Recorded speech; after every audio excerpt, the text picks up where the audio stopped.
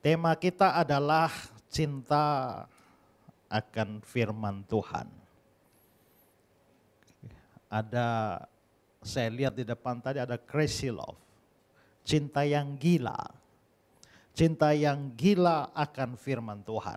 Nah, gila di sini bukan dalam pengertian negatif di mana orang hilang ingatan. Bukan ya, ini cinta yang gila menggambarkan cinta yang begitu luar biasa. Di kebaktian pertama tadi saya sudah ceritakan bahwa orang yang jatuh cinta itu bisa melakukan hal-hal yang dianggap gila oleh orang yang tidak berada dalam perasaan semacam itu. Generasi-generasi saya dan ke belakang lagi itu ya. Mungkin pernah dengar lagu pop tahun 80-an yang dinyanyikan oleh Jaja Miharja. Dia bilang, ku jual baju celana, semuanya demi Nyai. Ya. Aku kerja jadi kuli demi Nyai. Ya kan? Ya.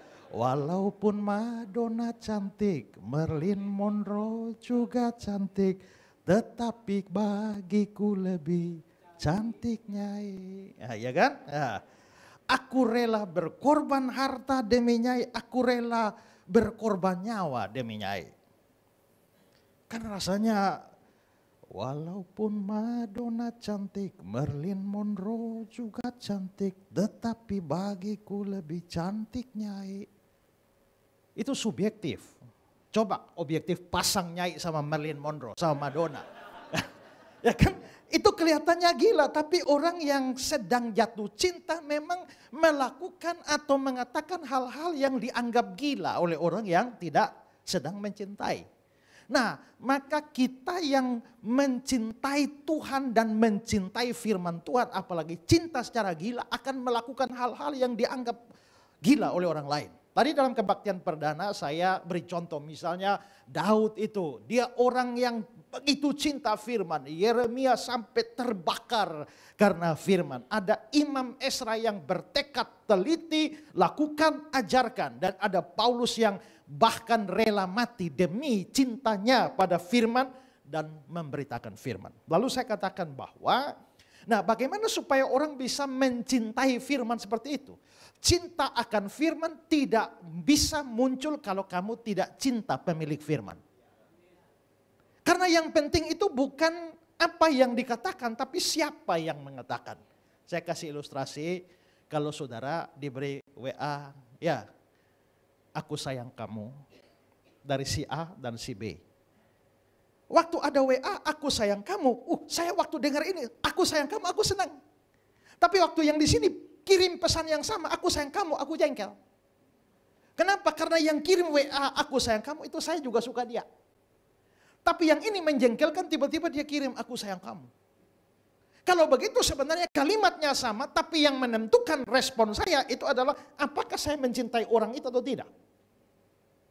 Maka cinta akan firman baru bisa muncul kalau kamu cinta akan pemilik firman, yaitu Tuhan. Tapi bagaimana kamu bisa cinta firman Tuhan, cinta Tuhan? Kamu harus sadar bahwa sebelum kamu cinta Tuhan, Tuhan sudah cinta kamu lebih dulu. Bahkan dia cinta gila kepada kamu sebelumnya. Bagaimana cinta Tuhan yang gila kepada kita? Nah, nanti lihat YouTube yang pertama tadi. Nah, sekarang saya mau mengatakan hal yang lain adalah bahwa cinta akan firman selain didorong karena cinta kepada pemilik firman, itu juga didorong oleh kesadaran bahwa firman itu selain berasal dari Tuhan yang kita cintai, tapi firman itu juga pada diri sendiri itu begitu penting. Nah, maka hari ini saya ingin mengajak kita untuk belajar sebenarnya firman itu pentingnya apa sih bagi kita. Nah, saya akan berikan beberapa. Yang pertama adalah bahwa firman Tuhan itu memberikan hidup kepada kita. Saudara ingat bahwa pada waktu Tuhan menciptakan manusia, di dalam Kejadian 1 ayat yang ke-26, dia bilang baiklah kita menjadikan manusia menurut gambar dan rupa kita, selem dan demutnya. Nah, gambar dan rupa, apa artinya Tuhan menciptakan manusia menurut gambar dan rupa? Ada orang menafsirkan gambar itu artinya ini, rupa itu artinya ini. Tapi itu salah. Gambar dan rupa itu kalau saudara lihat Kejadian 1 ayat 26, manusia diciptakan menurut gambar dan rupa. Tapi satu ayat setelah ini, yaitu ayat yang ke-27, nah itu kata rupanya hilang. Maka Allah menciptakan manusia itu menurut gambarnya, rupanya sudah nggak ada. Lalu nanti kalau saudara lihat Kejadian 5 ayat yang pertama, lalu manusia diciptakan menurut rupa Allah, gambarnya sudah tidak ada. Kalau begitu apa artinya? Artinya adalah gambar dan rupa itu sebenarnya pengertiannya sama. Ya. Nah, gambar dan rupa itu menunjuk pada satu aspek saja. Nah, apa artinya kita diciptakan menurut gambar dan rupa Allah? Artinya waktu Tuhan Allah menciptakan manusia, dia memasukkan sejumlah sifat dari dirinya ke dalam manusia. Sifat Tuhan itu ada dua macam. Yang pertama namanya uncommunicable attribute. Itu sifat yang Tuhan tidak bisa berikan. Misalnya Tuhan Maha Kuasa. Waktu dia cipta kita, dia tidak bisa cipta kita jadi Maha Kuasa. Tuhan Maha Tahu. Dia tidak bisa cipta kita lalu kita jadi Maha Tahu. Tapi ada yang disebut communicable attribute. Itu adalah sifat Tuhan yang bisa diberikan. Misalnya Tuhan itu pencipta. Tapi waktu Tuhan cipta kita, dia memasukkan sedikit dari sifat mencipta ini, sehingga manusia lalu bisa punya daya cipta. Maka kita cipta robot, kita cipta pesawat, kita cipta segala macam. Itu karena bentuk gambar dan rupa Allah. Nah, Tuhan juga pada waktu menciptakan kita, misalnya Tuhan itu kan dalam tanda petik makhluk roh. Roh itu artinya tidak bertubuh, tidak bisa diraba, tidak bisa dilihat. Maka Tuhan itu makhluk roh, iblis itu roh, lalu malaikat itu juga roh. Nah, tapi waktu manusia dicipta, manusia dicipta dari debu tanah, berarti ada unsur fisiknya. Tapi pada waktu manusia diciptakan unsur fisik, Tuhan itu lalu menghembuskan rohnya, sehingga manusia akhirnya menjadi makhluk dengan dua natur. Ada natur jasmaninya, ada natur rohaninya.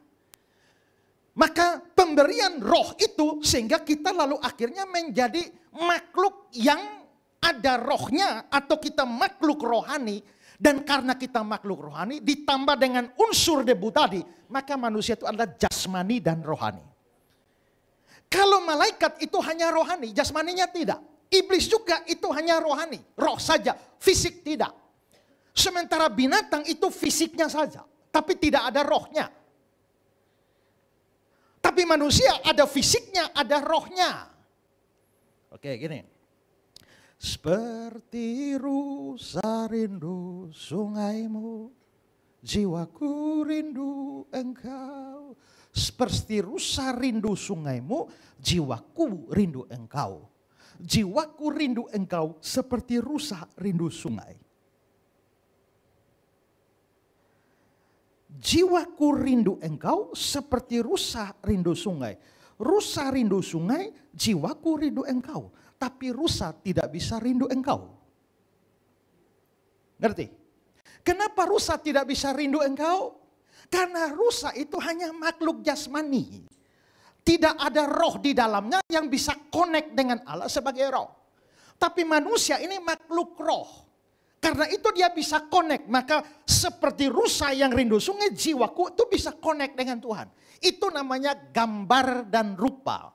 Maka waktu Tuhan menciptakan manusia, dia kasih unsur-unsur sehingga manusia pada taraf tertentu memiliki kemiripan dengan Allah. Makanya di Mazmur 8 ayat yang ke-5 dan 6 itu dia bilang bahwa apakah manusia sehingga engkau mengindahkannya, engkau menjadikannya hampir sama seperti Allah.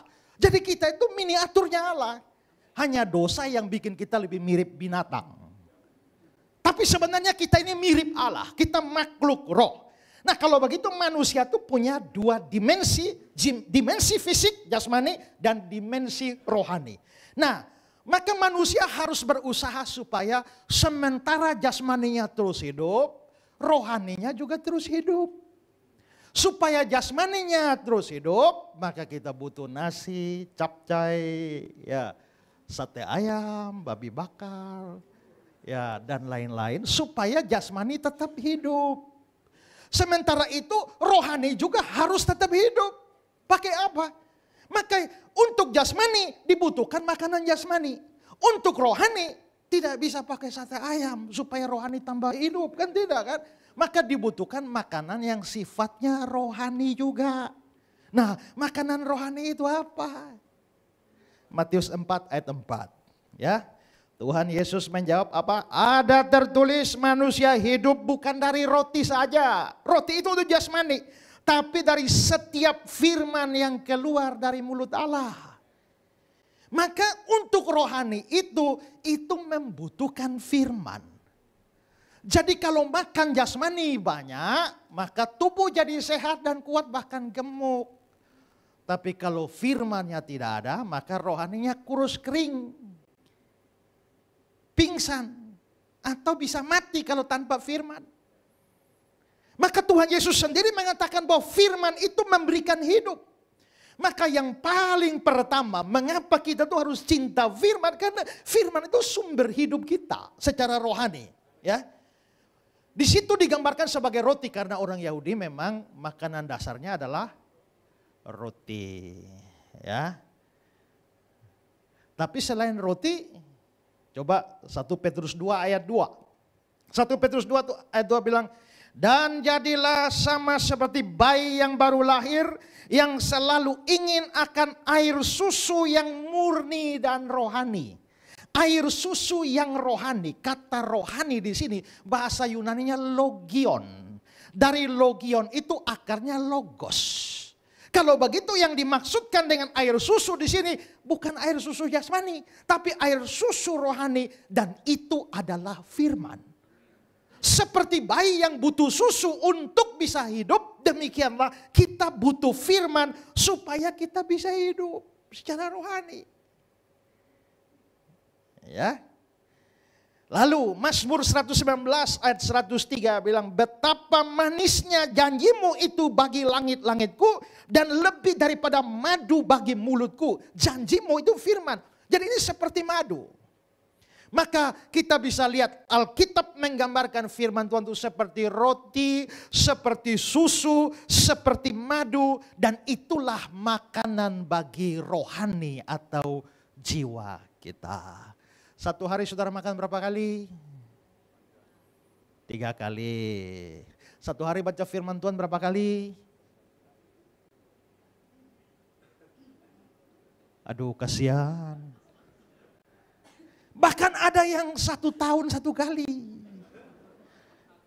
Pendeta Raprap yang saya kenal pernah bilang bahwa saudara-saudara, kapal selam konvensional itu bisa nyelam di bawah air 3 minggu baru nongol. Tapi Amerika bisa bikin kapal lebih canggih yang nyelam 3 bulan baru nongol. Tapi kapal selamnya orang Kristen lebih canggih, dia nyelam 12 bulan. Dia hanya muncul 1 Januari, setelah itu dia nyelam. Nanti 31 Desember baru dia muncul lagi. Nah kalau begitu demikian, ingat rohani saudara tidak dikuatkan lewat TikTok.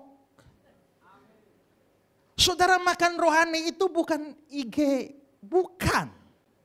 Tapi firman Tuhan, memang ada firman di Instagram dan TikTok. Tapi kan kebanyakan kita pakai TikTok, Instagram, apa itu firman? Malah berdosa jadi. Karena itu kita bisa lihat bahwa mengapa firman Tuhan ini penting. Ini makanan, kebutuhan paling primer. Karena kata yang dipakai di sana roti. Ya, itu makanan dasarnya. Makanya iblis datang, ubahlah batu-batu ini jadi roti. Ya kan? Nah, maka kalau saudara tidak mengisi diri dengan firman, tidak cinta firman Tuhan, itu sama seperti orang tidak cinta makanan. Kalau dia tidak cinta makanan, pasti ada yang error. Makanya gak suka makan. Ada orang pernah tanya sama saya, Pak, apa sih manfaatnya dengar firman itu Tuhan tuh ya? Saya ini gampang pelupa, saya sering kali lupa. Kalau saya pergi ke gereja, jangankan 1 minggu, habis sampai di rumah orang tanya, tadi firman Tuhan apa, saya susah sekali ngomong, lupa.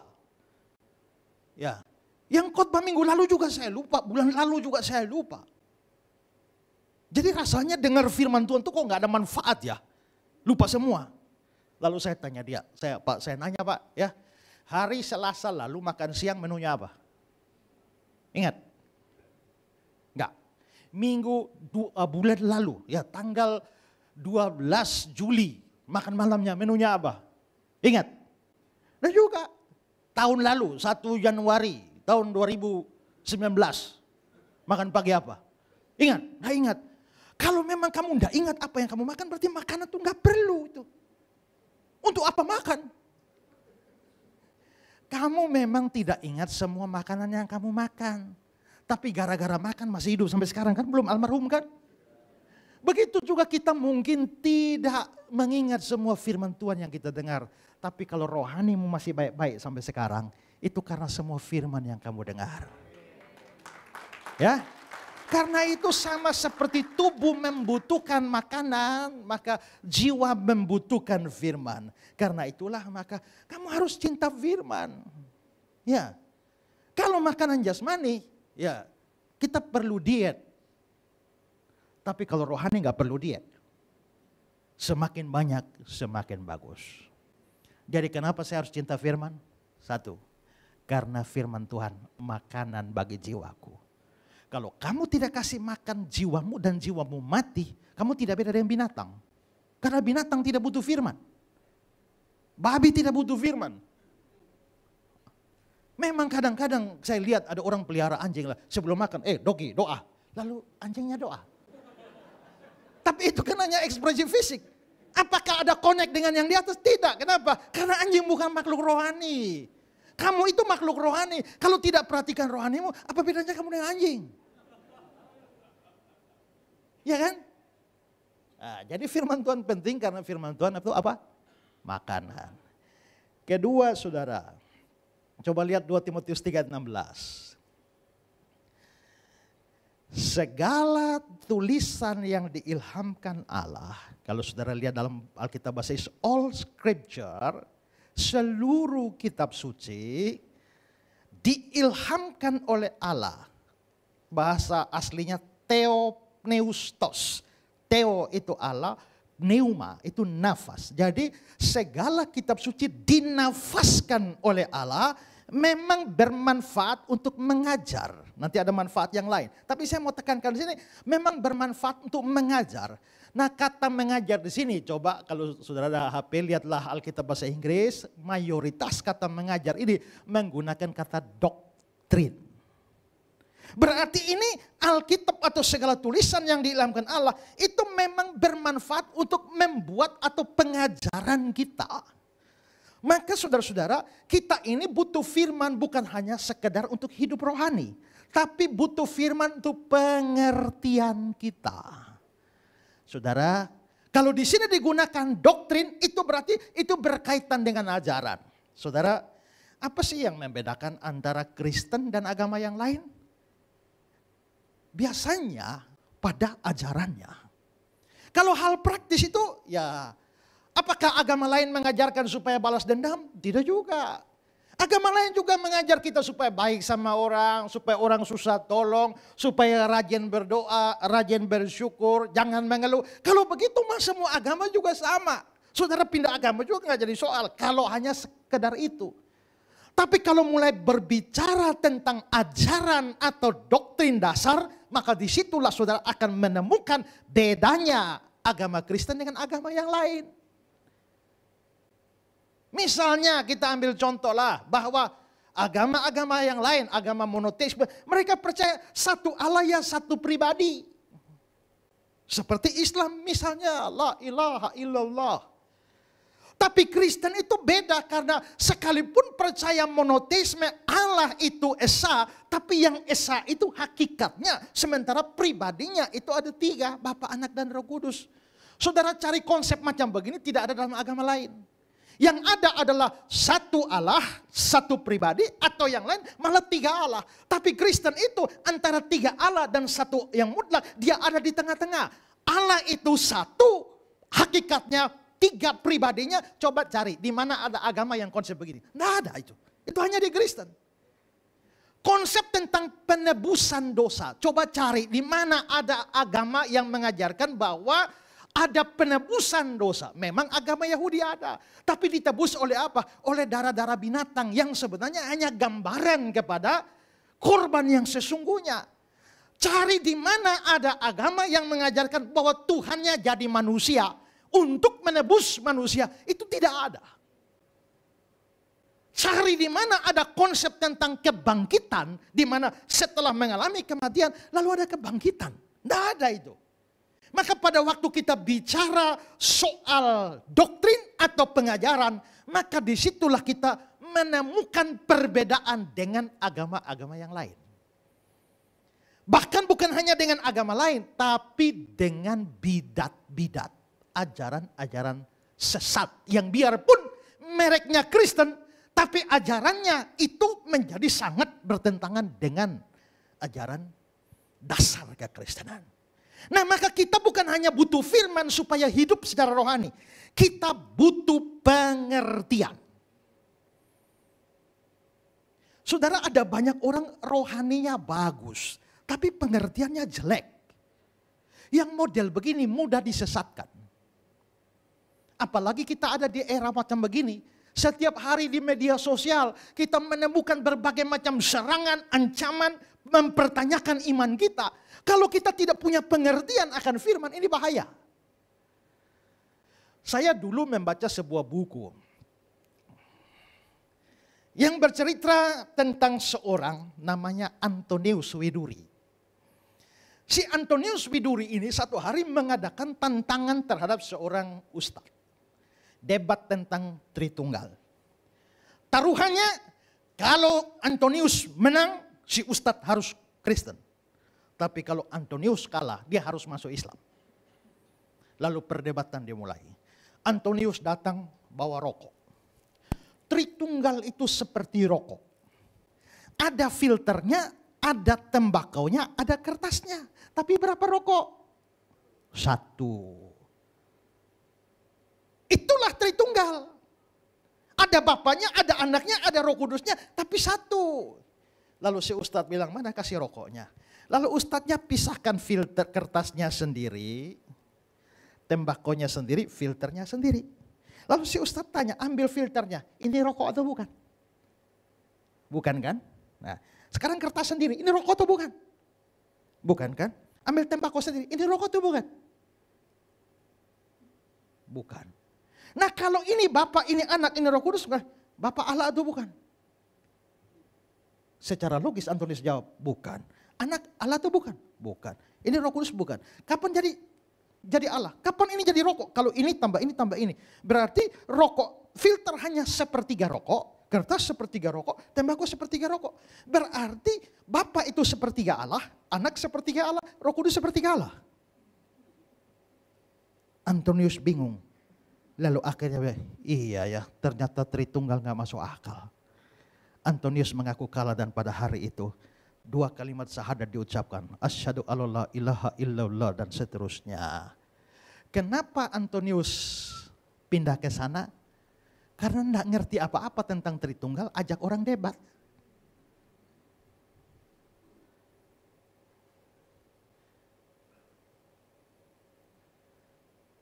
Tritunggal itu masing-masing Bapa tanpa Roh Kudus tanpa anak adalah Allah. Anak tanpa Bapa tanpa Roh Kudus adalah Allah. Roh Kudus tanpa Bapa tanpa anak adalah Allah. Masing-masing berdiri sendiri tetap Allah. Gabung bukan 3 Allah. Ini memang sukar. Tapi bisa dijelaskan. Lain kali baru kita bahas tentang Tritunggal.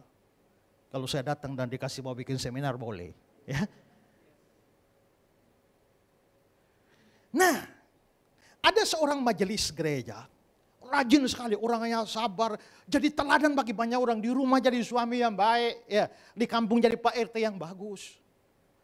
Jadi majelis puluhan tahun, tiba-tiba jadi saksi Yehova. Kenapa ceritanya jadi saksi Yehova? Saksi Yehova berkunjung ke dia. Lalu mereka terlibat dalam percakapan tentang Tritunggal. Si saksi Yehova tanya bahwa, Bapak, di Alkitab bagian mana ada, kan orang Kristen percaya Allah Bapa, Allah Anak, Allah Roh Kudus ya. Di Alkitab bagian mana ada dikatakan Yesus itu Allah Anak. Dia cari-cari nggak ada. Yang ada cuma anak Allah. Nah itu berarti yang benar itu anak Allah bukan Allah anak. Jadi Yesus itu apa? Anak Allah. Antara anak dan bapa, apakah sama tua? Enggak, anak pasti lebih muda. Nah itu berarti anak Allah tidak bisa setua Allah. Makanya anak Allah itu diciptakan oleh Allah. Yesus itu ciptaan Allah. Lalu Yesus itu Allah atau bukan? Nah, dia kan anak Allah kan? Nah, sekarang nanya ya. Anak gubernur atau bukan? Bukan. Anak wali kota atau bukan? Bukan. Anak bupati atau bukan? Bukan. Jadi anak Allah atau bukan? Bukan. Hari itu si majelis yang rohani ini pindah jadi saksi Yehova. Kenapa? Karena rohaninya baik tapi pengertiannya nggak ada. Saya juga pernah debat dengan Islam, mereka nanya begitu. Anak bupati bukan, bukan. Anak gubernur bukan. Anak presiden itu bukan, bukan. Allahu Akbar. Yesus anak Allah bukan, Allahu Akbar.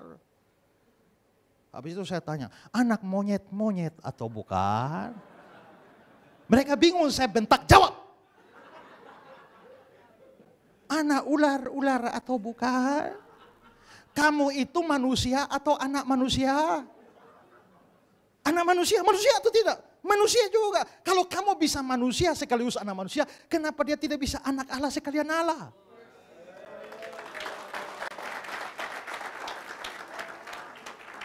Nah, pengetahuan semacam ini bagaimana kita bisa tahu? Firman Tuhan.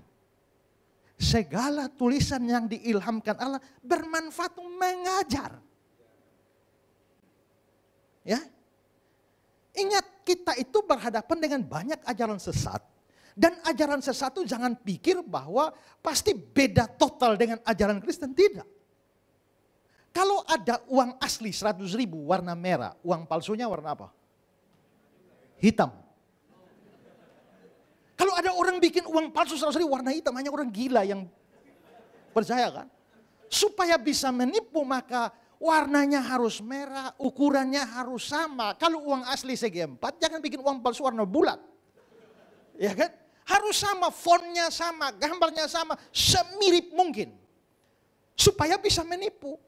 Nah iblis itu penipu hebat. Dia tidak bisa kasih ajaran yang frontal bertentangan dengan iman Kristen, tidak. Coba gini, kalau saudara mau racuni orang, saudara campur nasi pada racun atau campur racun pada nasi?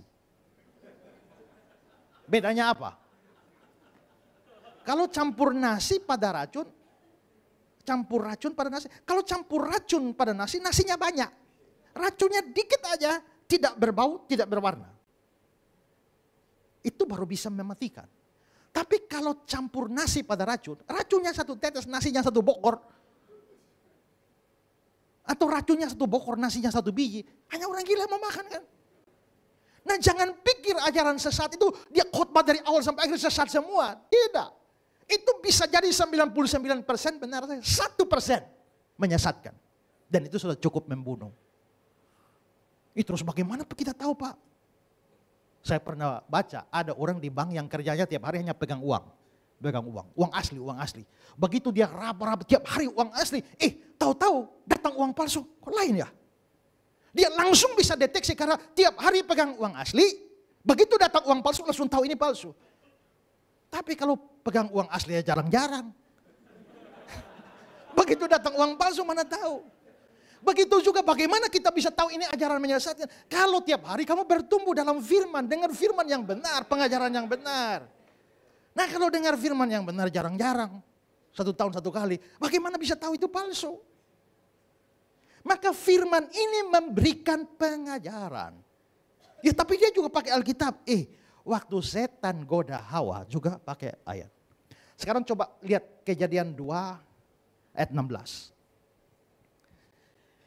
Kejadian 2 ayat 16.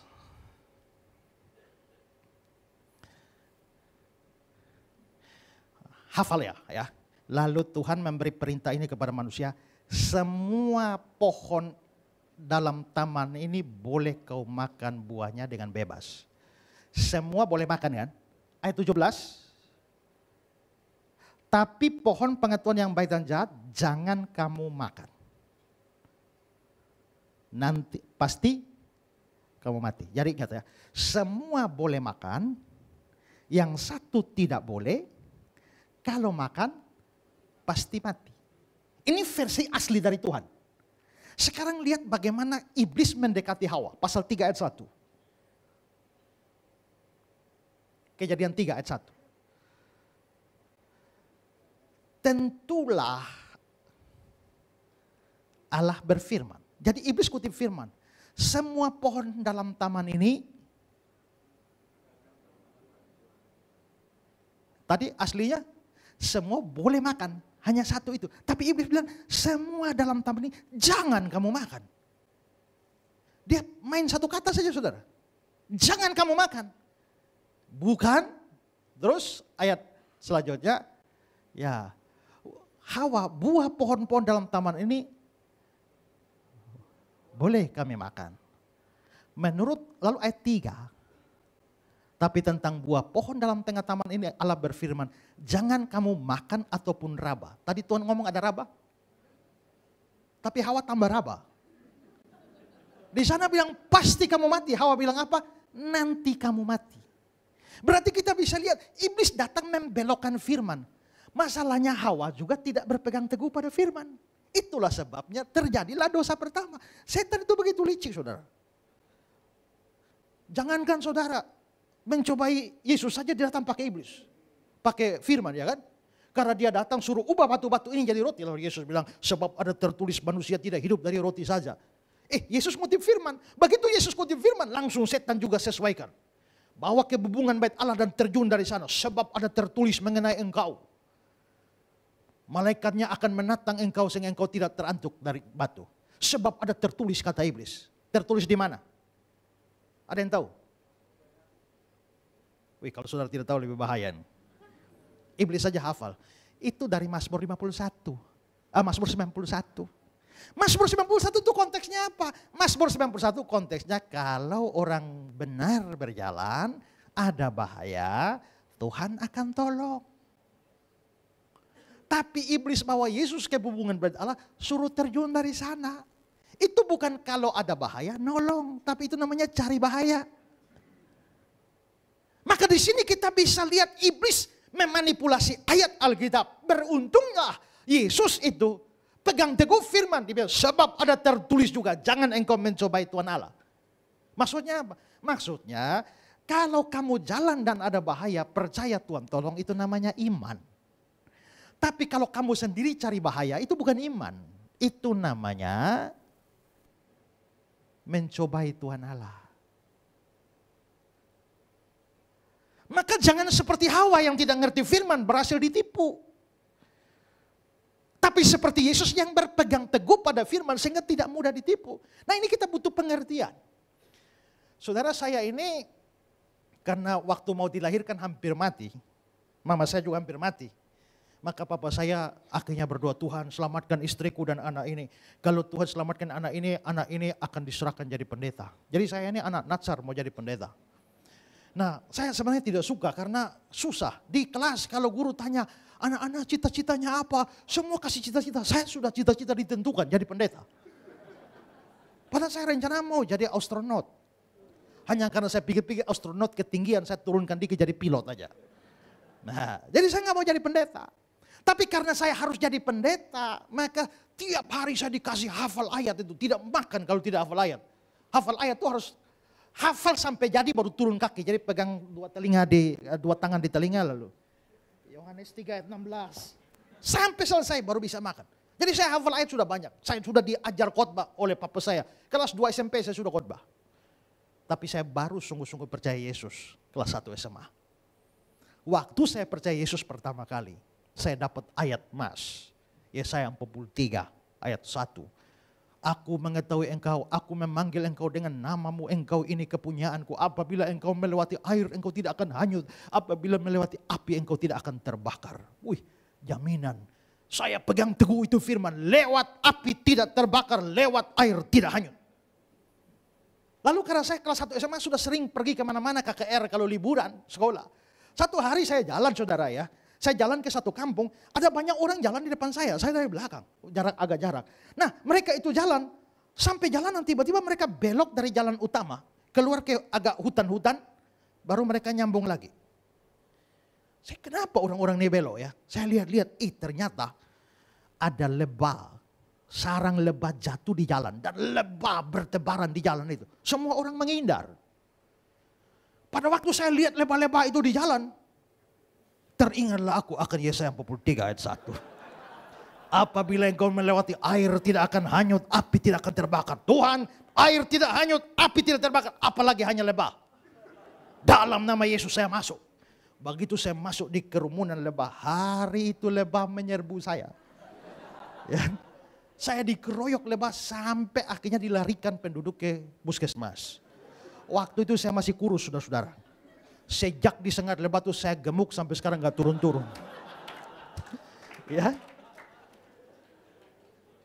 Di puskesmas saya marah sama Tuhan. Tuhan ini bagaimana nih? Janji firman Tuhan tidak benar. Katanya lewat air tidak akan hanyut, api tidak terbakar. Hanya lebah jadi bonyok begini. Tapi akhirnya saya baca-baca Alkitab, ketemu Amsal 22 ayat yang ketiga.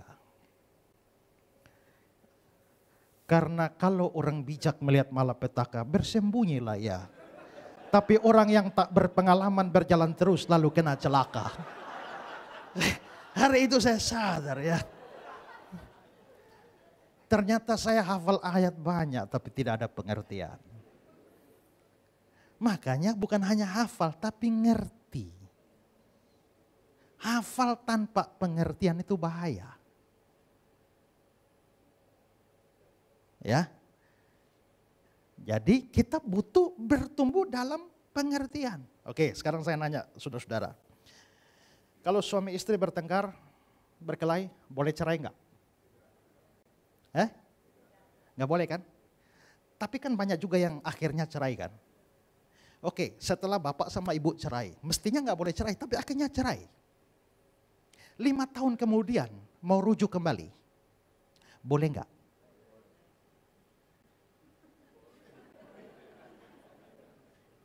Boleh nggak?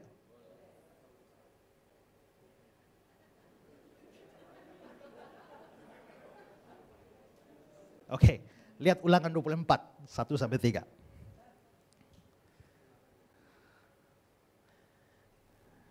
Ulangan 24. Ulangan 24, 1-3. Apabila seorang mengambil seorang perempuan dan menjadi suaminya, dan jika kemudian dia tidak menyukai lagi perempuan itu, sebab didapatinya yang tidak senonoh padanya, lalu dia menulis surat cerai, menyerahkan ke tangan perempuan itu, sesudah itu dia menyuruh dia pergi dari rumahnya. Dan jika perempuan itu keluar dari rumahnya, berarti sudah cerai, dan pergi dari sana, lalu menjadi istri orang lain, berarti kawin lagi. Dan jika laki-laki itu kemudian tidak cinta lagi padanya, menulis surat cerai, menyerahkan ke tangan perempuan itu, serta menyuruh pergi dari rumahnya, atau jika laki-laki kemudian mengambil dia menjadi istrinya itu mati, ayat 4, maka suami yang pertama yang telah menyuruh dia pergi tidak boleh mengambil dia kembali menjadi istrinya setelah perempuan itu dicemari, sebab hal itu kekejian di hadapan Tuhan. Artinya apa? Kalau bapak sampai ibu sampai pisah, 5 tahun lagi boleh rujuk? Tergantung. Kalau selama 5 tahun itu tetap single, boleh. Tapi kalau setelah 5 tahun itu sudah terlanjur kawin sama orang lain, lalu mati-mati di sana baru balik, enggak boleh.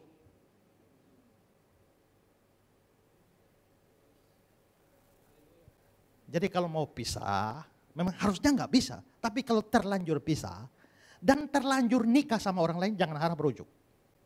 Rujuk kekejian bagi Tuhan.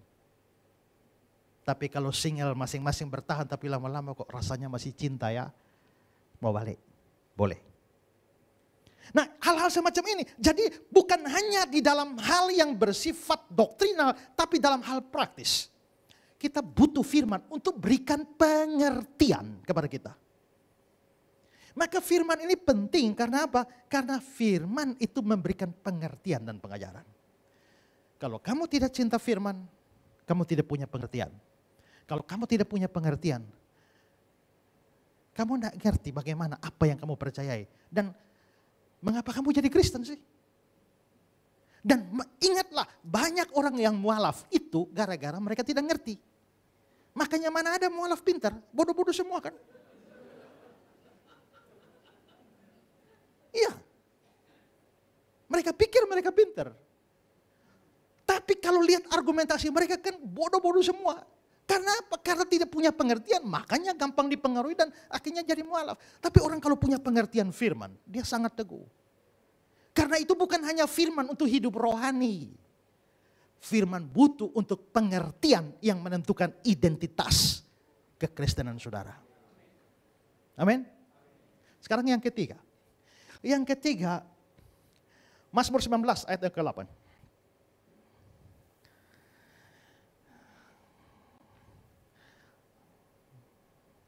Taurat Tuhan itu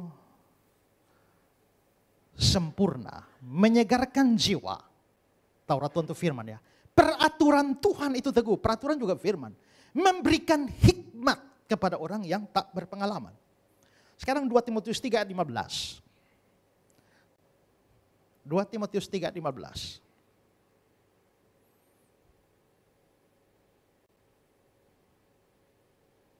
Ingatlah juga bahwa dari kecil engkau sudah mengenal kitab suci, firman Tuhan, yang dapat memberikan hikmat kepadamu. Nah, kalau begitu, yang ketiga ini, kenapa kita mesti cinta firman? Karena firman berikan hikmat. Nah, apa sih bedanya antara hikmat dengan pengetahuan? Tadi saya jelaskan tentang pengetahuan ya. Saudara, hikmat tidak beda dengan pengetahuan, walaupun hikmat dan pengetahuan tidak bisa dipisah.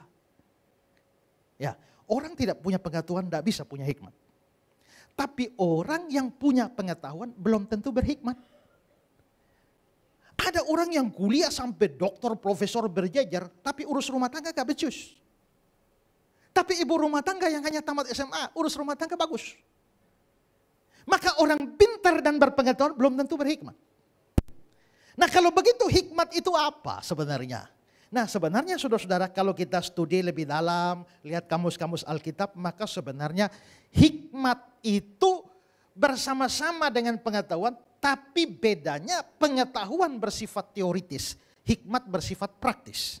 Maka pengetahuan itu memberitahu kita apa yang harus kita lakukan.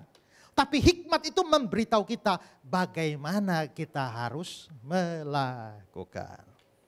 Oke, kita tahu kan orang bersalah harus ditegur. Itu namanya pengetahuan. Tapi bagaimana menegur orang, ini butuh hikmat. Karena ada orang yang ditegur manut, ada yang ditegur malah marah. Bisa jadi problem pada orang yang ditegur, tapi bisa jadi problem pada yang menegur. Ada seorang bapak pelihara anjing dan dia baca minyak ikan itu penting bagi kesehatan anjing. Maka dia pergi ke toko beli minyak ikan, pulang panggil doginya, sini. Minyak ikan penting bagi kesehatanmu. Lalu dia buka, kasih ini anjing makan minyak ikan, anjing gak mau, dia jepit di leher, tuang minyak ikan. Anjingnya memberontak, minyak ikannya tumpah. Marahlah si bapak ini, anjing dasar bodoh, tendang anjingnya. Buang minyaknya, dia pergi ke lantai 2. Setengah jam kemudian dia turun. Minyak ikan yang tumpah di lantai sudah tidak ada. Kenapa? Anjingnya sudah makan, jilatin semuanya. Tadi kok tidak mau, sekarang malah dimakan. Apakah anjing tidak menyukai minyak ikan? Lalu kayaknya bukan anjing tidak suka minyak ikan. Yang anjing tidak suka adalah cara saya memberi minyak ikan. Kadang-kadang menegur itu penting. Tapi kadang-kadang teguran tidak diterima bukan karena teguran tidak penting atau si orang keras hati. Tapi cara kamu menegur itu bagaimana? Itu butuh hikmat. Pengetahuan mengajar kita harus hemat. Tapi hikmat mengajar kita cara hemat itu bagaimana sih? Pengetahuan mengajar kita anak itu harus dididik, harus diajar. Tapi bagaimana mendidik dan mengajar anak, itu butuh hikmat. Saya satu hari berkunjung ke rumah pendeta, ada anaknya kecil gini. Saya tidak tahu kenapa, waktu saya masuk itu anak sudah muka bermusuhan dengan saya. Lihat. Saya duduk di situ kan, dia lihat, habis itu dia pindah lagi. Tapi matanya tetap di saya. Kayak aroma permusuhan. Saya juga lipat tangan saya, anak kecil, dia mau ngapain. Ya. Dia pergi ke belakang pintu, dia buka kain pintu, dia lihat saya. Saya juga lipat tangan saja diam. Bapaknya ada di situ. Lalu dia dekat-dekat saya. Pelan-pelan. Saya juga, ini anak sepotong begini dia mau bikin apa. Begitu di depan saya dia bilang, "Twit!" dan dia hantam sebongkah ludah menghajar wajah saya. Lalu dia lari ke bapaknya. Lalu bapaknya, "Sini sayang, jangan gitu ya nak ya." Saya pikir ini orang tua ini bagaimana, kalau anak saya ini sudah saya hajar ini. Maka pengetahuan kita mengajar kita, anak itu bukan hanya diajar tapi hajar. Tapi bagaimana menghajar anak, itu butuh hikmat. Saya dihajar bapak saya ulang-ulang hampir mati. Rupanya bapak saya tidak berhikmat.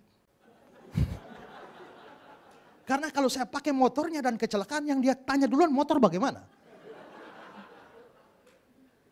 Ini penting. Maka saya baca buku-buku bagaimana sih mengajar anak.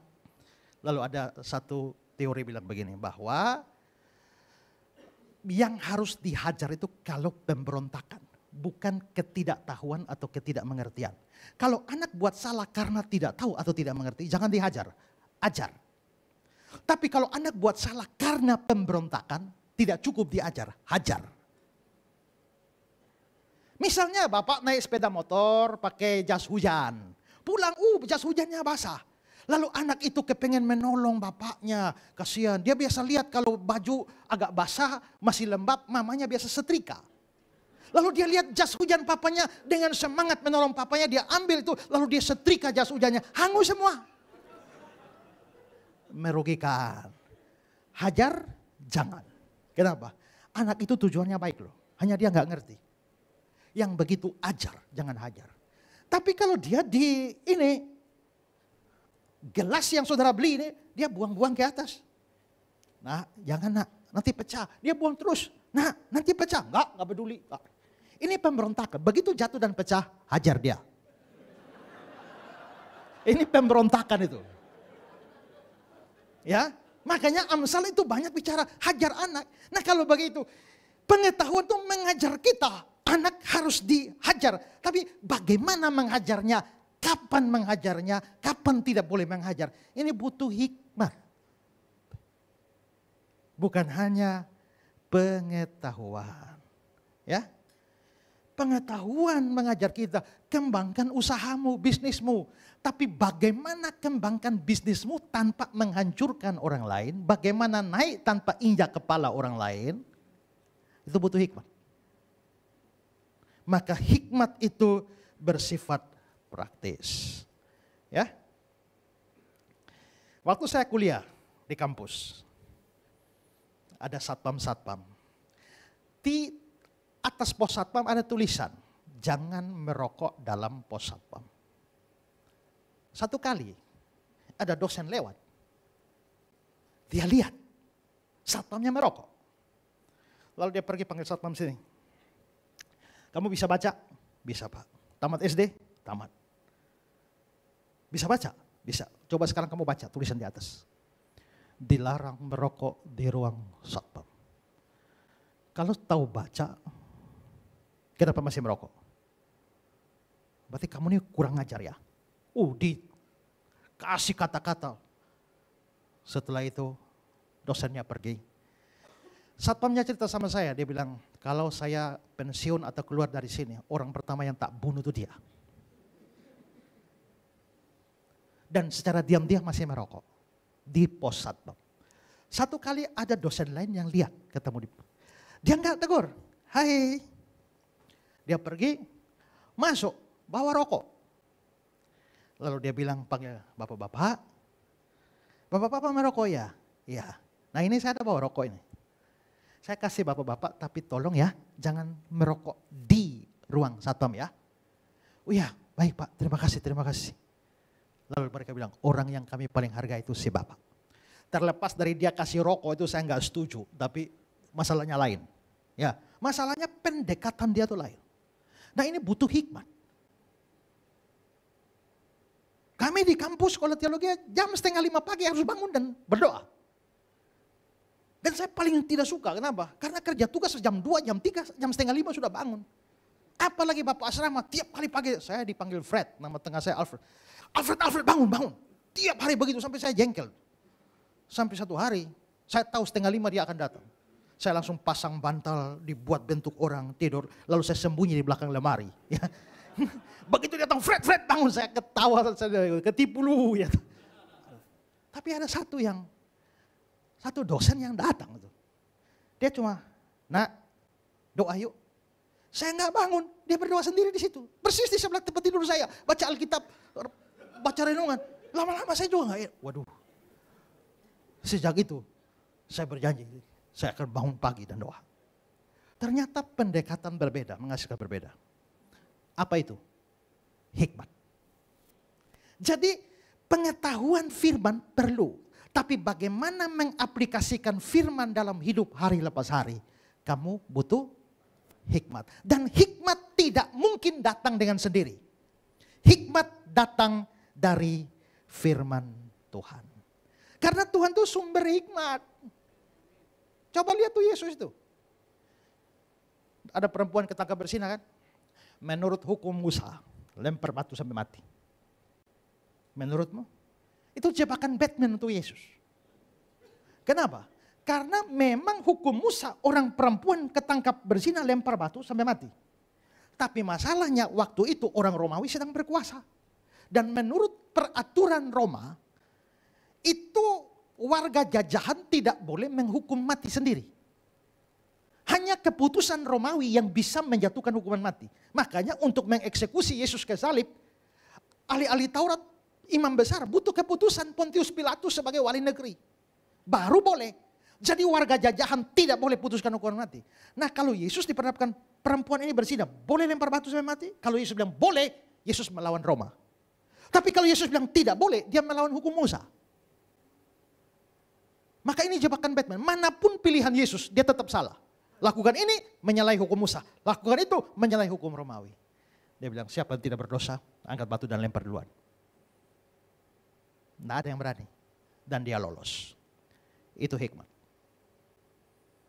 Bolehkah membayar pajak kepada kaisar? Kalau Yesus bilang boleh, itu dianggap melawan seluruh agama Yahudi. Karena agama Yahudi bilang tidak boleh kasih pajak kepada kaisar. Pajak harus masuk bait Allah. Tapi kalau Yesus bilang tidak boleh, itu melawan Romawi. Jadi Yesus bilang apa? Mana koin? Ini gambar siapa? Kaisar. Berilah kepada Allah apa yang harus kamu berikan, berikan pada kaisar apa yang kamu harus berikan pada kaisar. Lolos Yesus itu. Berarti Yesus itu orang yang sangat berhikmat. Dia sumber hikmat. Makanya di Amsal pasal 8, ketika hikmat dipersonifikasi, itu menggambarkan Yesus. Yang dalam perjanjian baru, Paulus katakan bahwa dialah hikmat Allah. Kalau begitu pertanyaan, bagaimana saya bisa punya hikmat? Pengetahuan bukan hikmat. Hikmat bukan pengetahuan. Tapi hikmat tidak akan ada tanpa pengetahuan. Kenapa? Karena hikmat adalah penerapan praktis dari pengetahuan. Lah kalau pengetahuanmu kosong, apanya yang mau diterapkan? Tapi kalau pengetahuan saja, tanpa action, tidak berhikmat. Jadi bagaimana dong Pak? Pertama, isi diri dengan firman Tuhan. Dan berdoa supaya pengetahuan firman yang sudah dimiliki itu bisa diterjemahkan dalam action hari lepas hari. Suami butuh hikmat supaya tahu menghadapi istri yang cerewet. Ya bagaimana? Ya toh? Istri butuh hikmat menghadapi suami yang keras kepala. Orang tua butuh hikmat bagaimana mengatasi anak-anak. Menantu butuh hikmat menghadapi mertua yang sok ngurusin semua. Mertua butuh hikmat menghadapi menantu yang tidak bersahabat. Kepala perusahaan butuh hikmat mengatur anak buah. Bos mengatur semua bawahan. Hamba Tuhan di gereja butuh hikmat untuk mengurusi banyak orang. Ya kan? Pemimpin komsel butuh hikmat untuk ngurusin ini banyak-banyak. Semua orang butuh hikmat. Dan itulah sebabnya yang menyebabkan Salomo menjadi besar. Karena dia minta hikmat kepada Tuhan. Ya, karena itu hikmat berjalan berdasarkan pengertian firman. Ayo, buka tangan. Ikut saya ya. 1. Ikut. 1. Firman menjadi makanan rohani bagi saya. 2. Firman memberikan pengertian, pengetahuan pada saya. 3. Firman memberikan hikmat kepada saya. Saya mau cinta firman. Bahkan cinta gila pada firman. Pelan-pelan ya. Hati-hati, tutup. Masukkan saku. Oleh-oleh dari Pak Ezra. Tuhan memberkati kita.